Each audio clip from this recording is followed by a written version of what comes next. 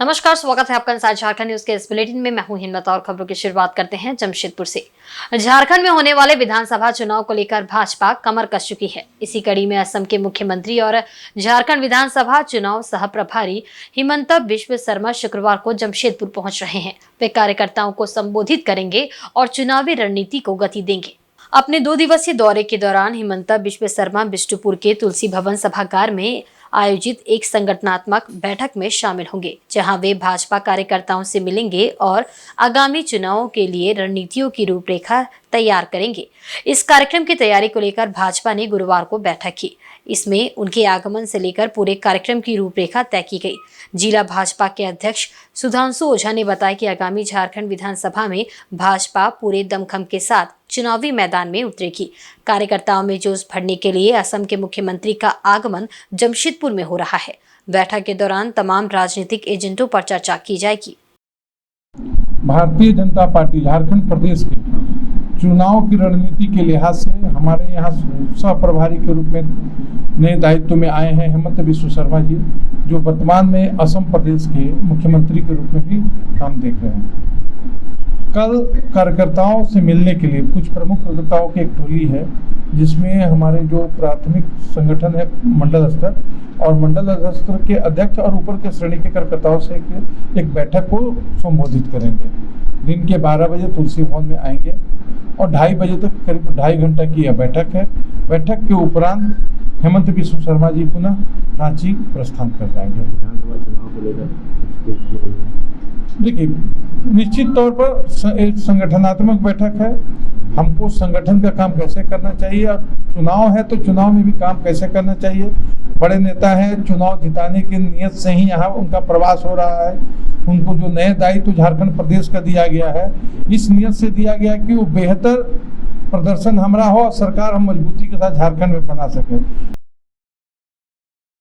इधर झारखंड विधानसभा में हेमंत सोरेन पर वादा खिलाफी का आरोप लगाकर प्रदर्शन कर रहे 18 विधायकों को निलंबित कर दिया गया है। विधानसभा अध्यक्ष ने भाजपा के इन विधायकों को 2 अगस्त दोपहर 2 बजे तक के लिए निलंबित किया है। स्पीकर रविंद्रनाथ महतो ने इन विधायकों को सदन के अनुरूप आचरण नहीं करने और अवमानना के आरोपों में निलंबित किया है। झामुमो विधायक सुदीव कुमार ने भाजपा विधायकों के खिलाफ अवमानना का प्रस्ताव लाया था, जिसके तहत ये कार्रवाई की गई है। भाजपा के इन विधायकों के खिलाफ अब आचरण कमेटी जांच करेगी। भाजपा विधायकों पर हुई निलंबन की कार्रवाई के बाद नेता प्रतिपक्ष अमर कुमार बावरी ने कहा कि कांग्रेस और झामुमो के इशारे पर स्पीकर ने लोकतंत्र की हत्या की, मर्यादाएं तार-तार हुई। उन्होंने अपने आचरण से बता दिया कि सरकार निरंकुश हो चुकी है। नेता प्रतिपक्ष ने कहा कि पूरे विपक्ष को निलंबित करने का ऐसा मामला पूरे देश में पहली बार हुआ है। आपातकाल लागू करने वाली कांग्रेस ने फिर काला अध्याय लिखने का काम किया है। बता दें कि मानसून सत्र के 5वें दिन करीब 11 बजे सदन की कार्रवाई शुरू हुई। भाजपा विधायक पहले से ही धरने पर बैठकर नारेबाजी कर रहे थे। विधानसभा अध्यक्ष के अनुरोध के बावजूद नारेबाजी जारी रखने के बाद मार्शलों के द्वारा विधायकों को सदन से बाहर निकाल दिया गया और 18 विधायकों को निलंबित कर दिया गया। सदन की कार्यवाही को 12:30 बजे तक के लिए स्थगित कर दिया गया है।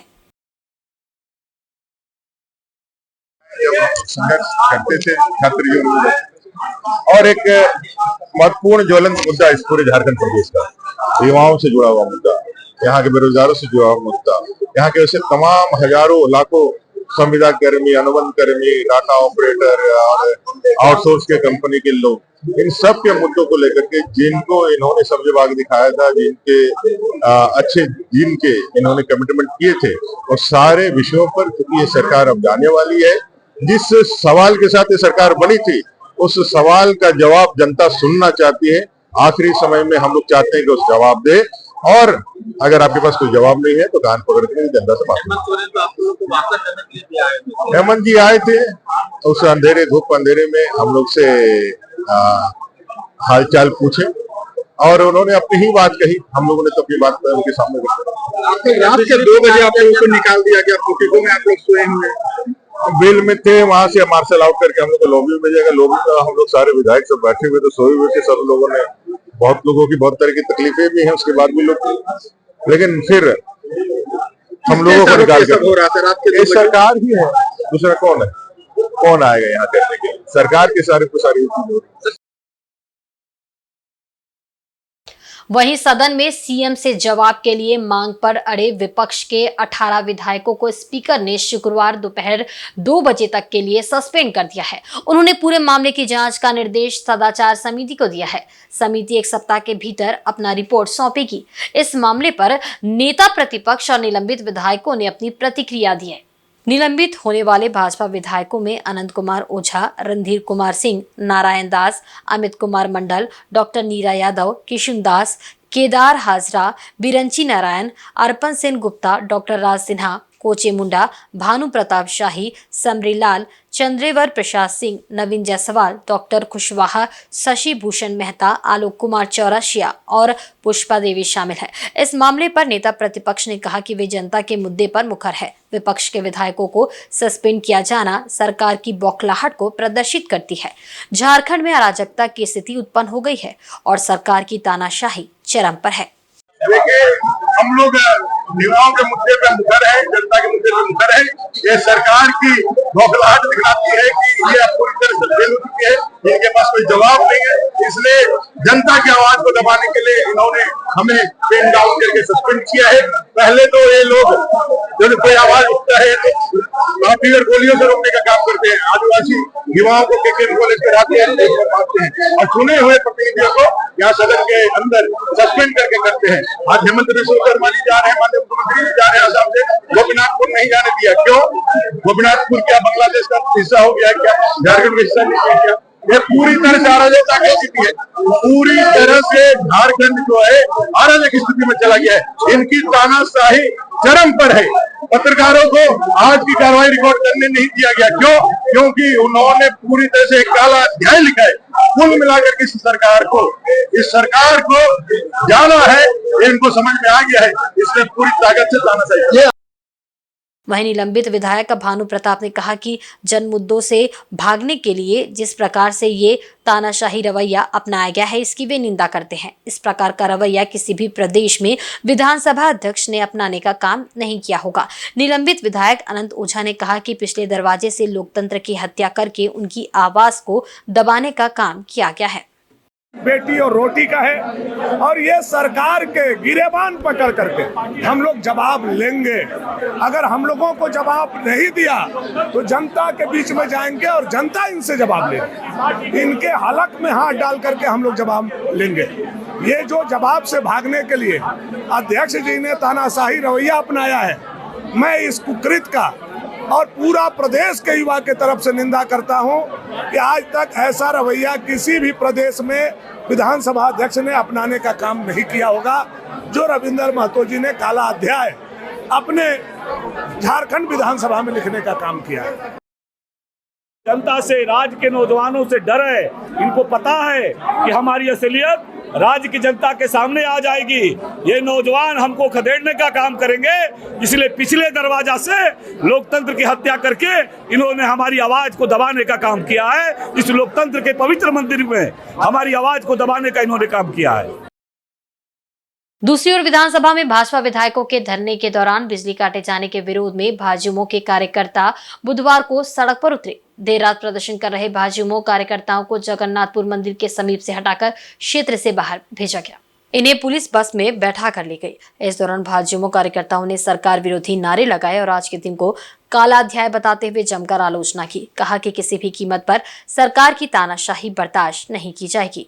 भाजयुमो के प्रदेश अध्यक्ष शशांक राज ने कहा कि हेमंत सरकार चुने हुए जनप्रतिनिधियों के अधिकारों का हनन कर रही है। उनके आवाज को दबाने का काम किया जा रहा है। महानगर अध्यक्ष रोमित नारायण सिंह ने कहा कि भाजपा अनुबंध कर्मियों, पारा शिक्षकों व युवाओं की मांग को लेकर धरने पर बैठे हैं। सरकार दमनकारी नीति को अपनाते हुए उनकी आवाज को कुचलने का काम कर रही है। बता दें कि विधानसभा जा रहे युवाओं को विधानसभा के समीप जगन्नाथपुर मंदिर के पास पुलिस द्वारा रोका गया, जहां उन्होंने विरोध प्रदर्शन कर अपनी नाराजगी जताई।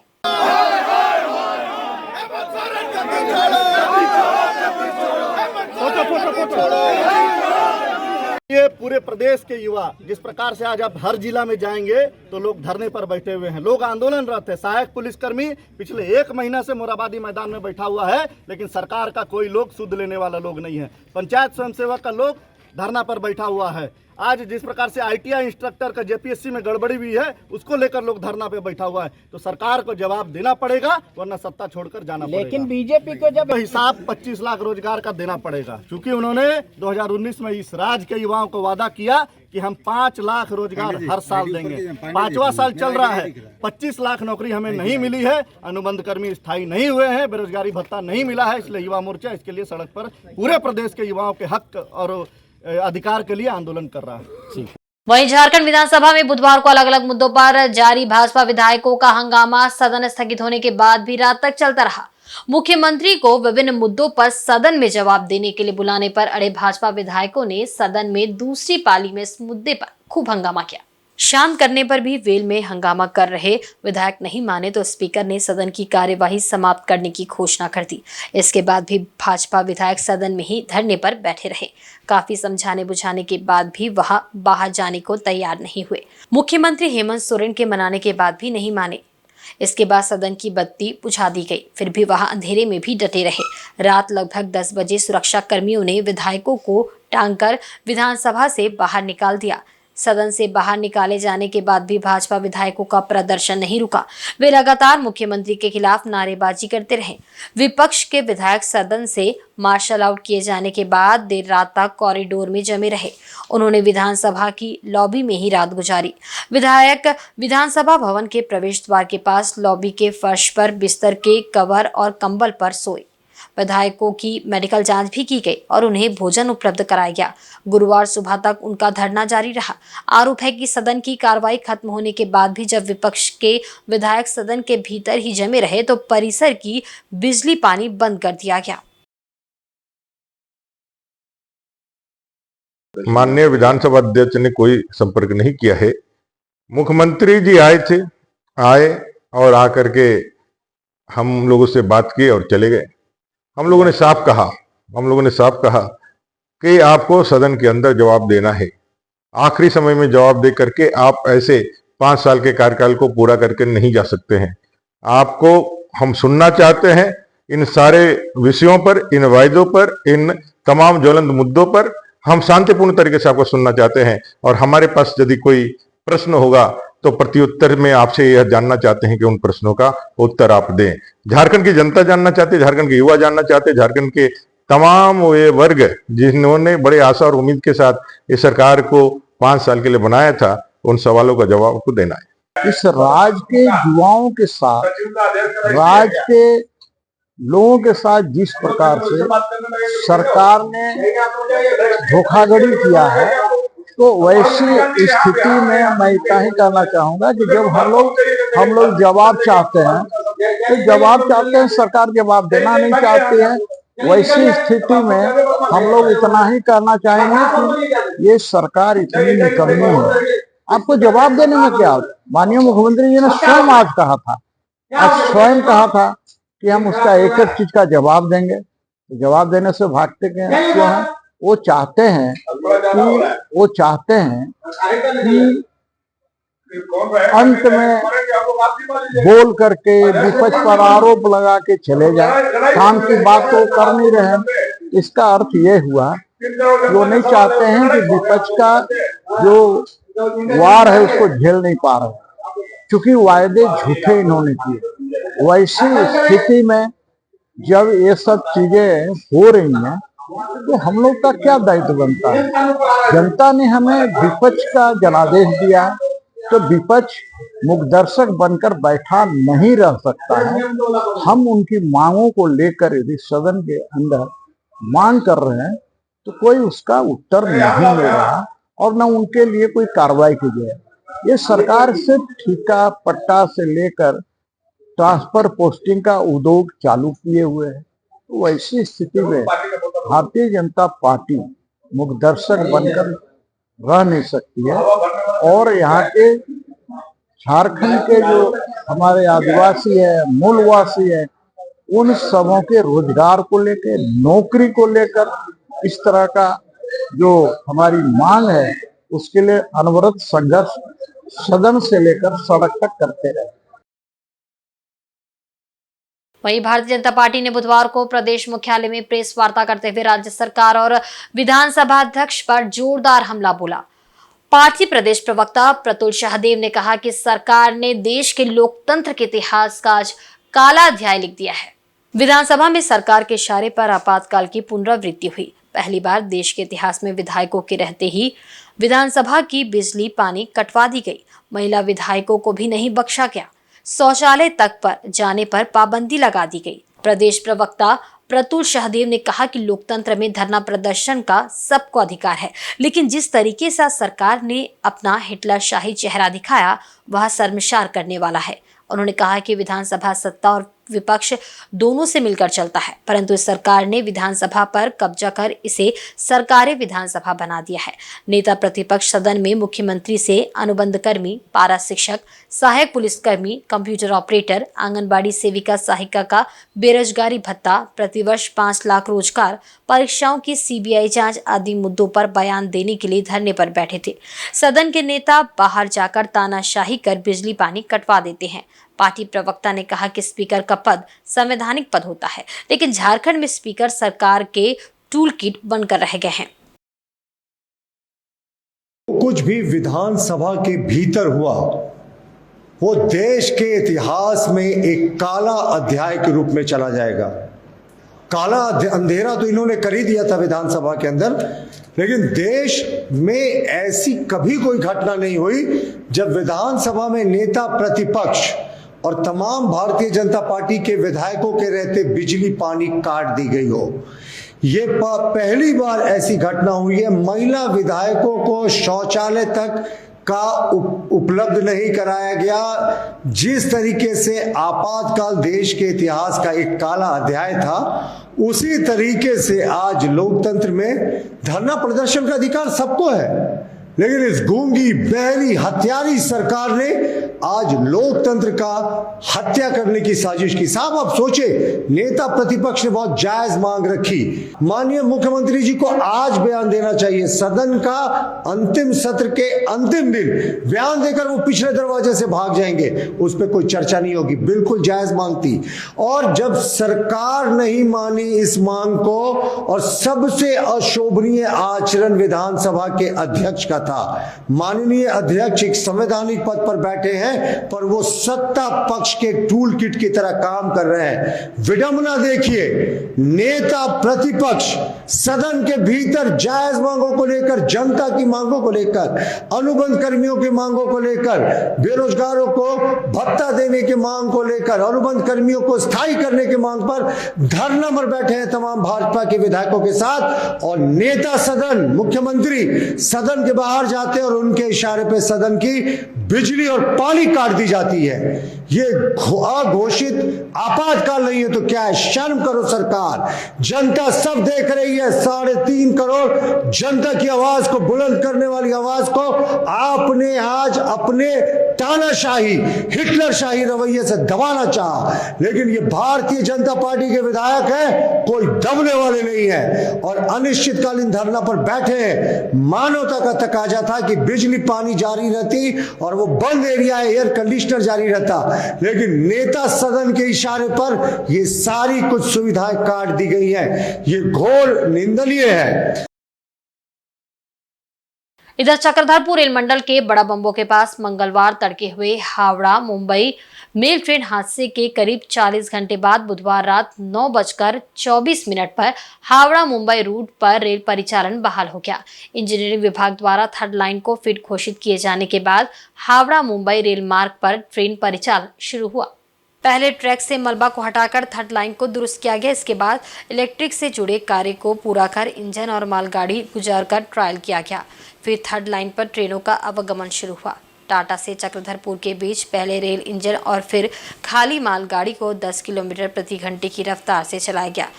इसके बाद हावड़ा मुंबई गीतांजलि एक्सप्रेस को रात 9:24 पर 10 किलोमीटर प्रति घंटे की रफ्तार से थर्ड लाइन से पास कराया गया। परिचालन शुरू होते ही करीब 40 घंटे से वहां कार्य कर रहे रेल कर्मियों के साथ साथ रेलवे के अधिकारियों के चेहरे पर सफलता की मुस्कान देखी गई। सूत्रों के अनुसार अप और डाउन लाइन पर ट्रेनों का परिचालन सामान्य करने में कुछ समय और लग सकता है।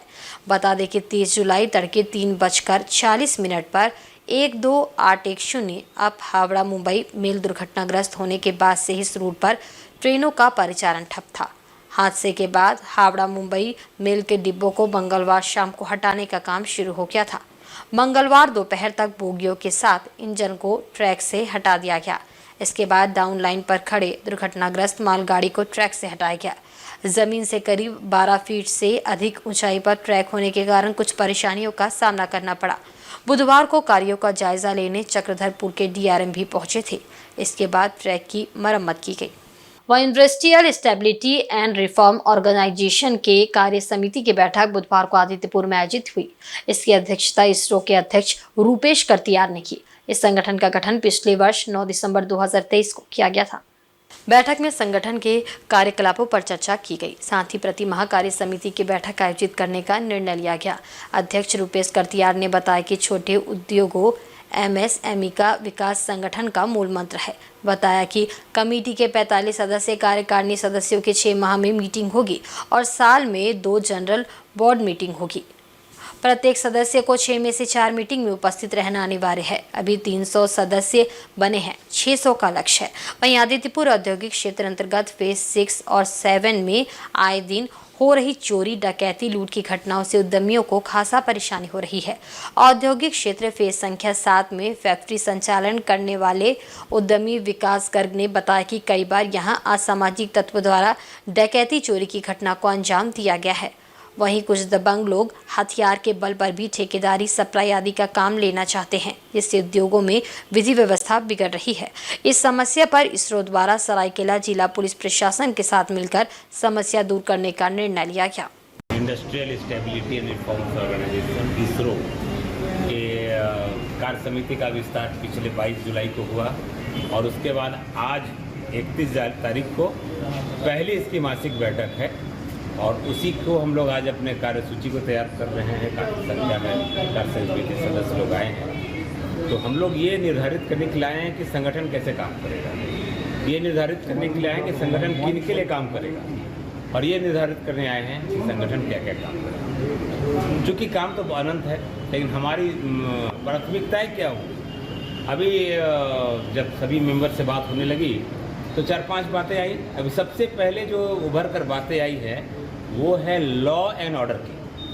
6 फेज से 7 फेज से ईएमसी से तमाम तरफ से आपके सामने सदस्यों ने बोला कि उनके कंपनी में दुर्घटना घट रहा है, चोर घुस जा रहे हैं, डकैती जैसा चीज़ हो रहा है, सामान को लूट लिया जा रहा है और वो बात पहुंच नहीं पा रही है प्रशासन तक उचित तरह से और कार्रवाई नहीं हो रही। पेट्रोलिंग कम हो गई, चोरी चमारी बढ़ गई। इधर चक्रधरपुर रेल मंडल के बड़ा बम्बो के पास मंगलवार तड़के हुए हावड़ा मुंबई मेल ट्रेन हादसे के करीब 40 घंटे बाद बुधवार रात 9:24 पर हावड़ा मुंबई रूट पर रेल परिचालन बहाल हो गया। इंजीनियरिंग विभाग द्वारा थर्ड लाइन को फिट घोषित किए जाने के बाद हावड़ा मुंबई रेल मार्ग पर ट्रेन परिचालन शुरू हुआ। इस दुर्घटना के मद्देनजर हल्दीपोखर की मुखिया देवी कुमारी भूमिज ने गुरुवार की सुभाष क्षेत्र से गुजरने वाले सभी स्कूल बसों की जांच की, जिसमें पाया गया कि नेताजी सुभाष पब्लिक स्कूल की बसों में बच्चों को भेड़ बकरियों की तरह ठूस कर ले जाया जा रहा है। 20 सीटर बस में 40 से 50 बच्चों को चढ़ाया जाता है। बच्चे बस के गेट में खड़े होकर स्कूल का सफर करते हैं। उन्होंने कहा कि वे स्कूल प्रबंधन से बस की संख्या बढ़ाने एवं सुरक्षा के दृष्टिकोण से दक्ष ड्राइवर को स्कूल बस चलाने देने को लेकर मांग करेंगे। उन्होंने कहा कि लापरवाही की हद है। इन बच्चों के जीवन के साथ स्कूल प्रबंधन द्वारा खिलवाड़ किया जा रहा है। वहीं अभिभावक ने कहा कि वे सभी मजबूर है। स्कूल प्रबंधन को बोल बोल कर थक चुके हैं, लेकिन बस की संख्या नहीं बढ़ाई जा रही है। बच्चों के जान को जोखिम में डालकर बसों में भरकर स्कूल ले जाया जाता है। ड्राइवर भी बेहद ही लापरवाही से बस चलाते हैं। द्वारा कंप्लेन आई थी कि जितना बच्चा का बस में जगह होती है उससे डबल ट्रिपल मतलब लोडिंग करके बच्चों को लेकर के जाते हैं। कल भी जैसे नेताजी सुभाष पब्लिक स्कूल के बुकामडी में कम से कम 12 से 15 बच्चों को सवारी लेते हुए जा रहे थे। उसी क्रम में एक्सीडेंट हुआ जिससे 4 बच्चे इलाजरत के लिए टीएमएच में भर्ती है। उसी के तहत मैंने ग्रामीण कंप्लेंट किए। आज हम सुबह सुबह निरीक्षण करने के लिए आए कि सही मायने में क्या स्थिति है। तो मैंने देखा कि सच में जितनी बच्चों की सीट होती है बच्चों के सीट के हिसाब से स्कूल पैसा अदाई करते हैं, लेकिन उस तरह से सुविधा उपलब्ध नहीं करा रहे हैं। इस संबंध से लेकर आज ही मैं नेताजी सुभाष पब्लिक स्कूल के एचएम से बात करूंगी। अगर इस पर सुधार नहीं आती है तो आने वाले समय में शिक्षा के हर पद्धति से लेकर मंत्री तक का मैं इस विषय पर कंप्लेन करूंगी। मतलब गाड़ी जितना कैपेसिटी है उससे ज़्यादा ओवरलोड लेता, बच्चा बैठ नहीं पाता। और हम लोग से पैसा जो है, पैसा तो हम लोग हर महीने पूरा पे करते हैं, और बच्चा को सुविधा मतलब बैठ के नहीं जा सकता है, बच्चा खड़ा होकर जाता है, आने जाने में दिक्कत होता है बच्चा का। वहीं पूर्वी सिंहभूम जिले के मुसाबन स्थित पीडब्ल्यूडी इलाके में रुक रुक कर हो रही बारिश के कारण खेतों का पानी घरों में घुस गया। इससे लोग परेशान रहे। इसकी जानकारी मिलने पर अंचलाधिकारी संतोष कुमार स्थिति का जायजा लेने पहुंचे। मुसाबन स्थित पीडब्ल्यूडी इलाके में बारिश का पानी कई घरों में घुस गया। पानी घुसने से घर के कई सामान इसकी चपेट में आ गए। जानकारी मिलने पर पूर्व मुखिया मुसाबनी झामुओं प्रखंड अध्यक्ष प्रधान सोरेन मौके पर पहुंचे और इस समस्या से अंचलाधिकारी को अवगत कराया। जांच में ये पाया गया कि एक व्यक्ति ने अपनी जमीन पर नाली को मिट्टी से जाम कर दिया है, जिसके कारण बारिश के पानी की निकासी नहीं हो पा रही है। इसी वजह से यहाँ के कुछ घरों में बारिश का पानी घुस जा रहा है। सीओ ने जांच कर अंचल कर्मी को बुलाकर जमीन की मापी करवाई एवं नाली में जमी मिट्टी को जेसीबी के द्वारा हटवाया।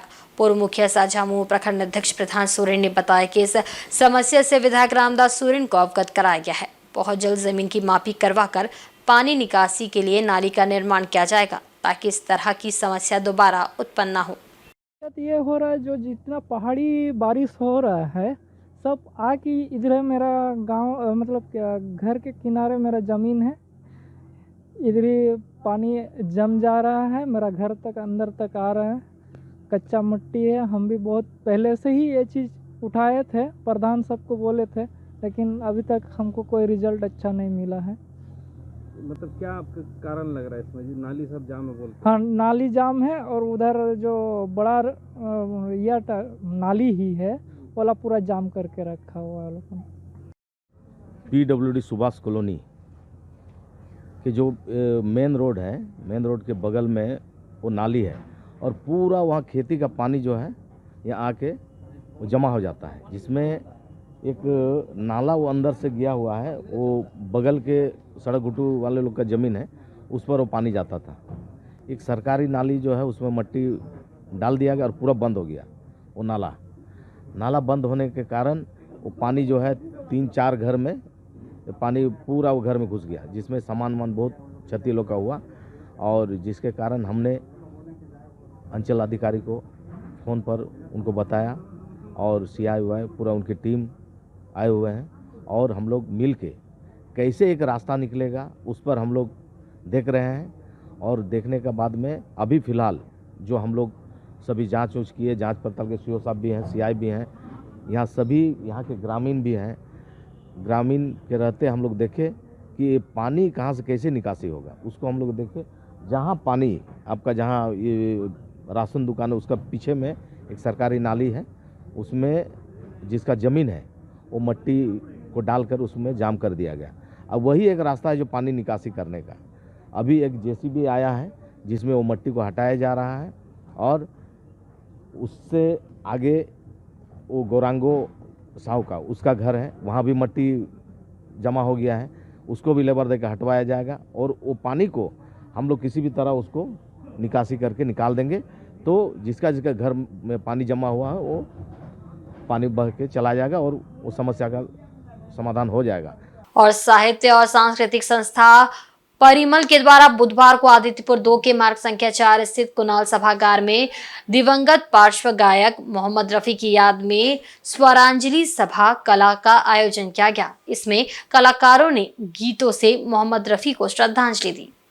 आयोजित कार्यक्रम में समाज सेवी विजय शंकर मिश्रा, जन कल्याण मोर्चा के अध्यक्ष ओम प्रकाश, कांग्रेस के कार्यकारी जिला अध्यक्ष अंबुज कुमार, महिला नेत्री शारदा देवी समेत अन्य अतिथि के रूप में उपस्थित थे।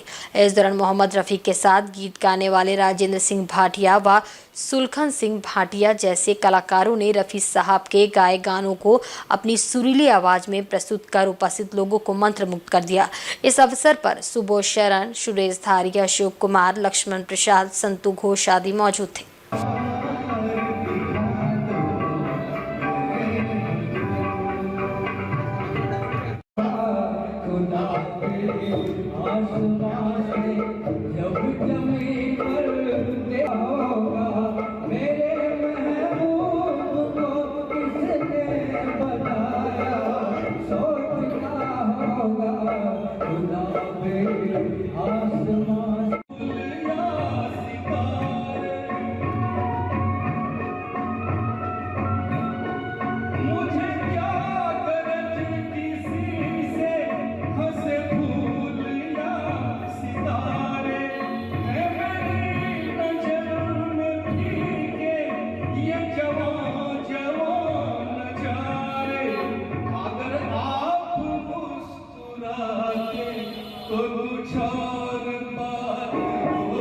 और वक्त चला एक बहुत ही छोटे से ब्रेक का। ब्रेक के बाद खबरें और भी आप देखते रहे इनसाइड झारखंड न्यूज।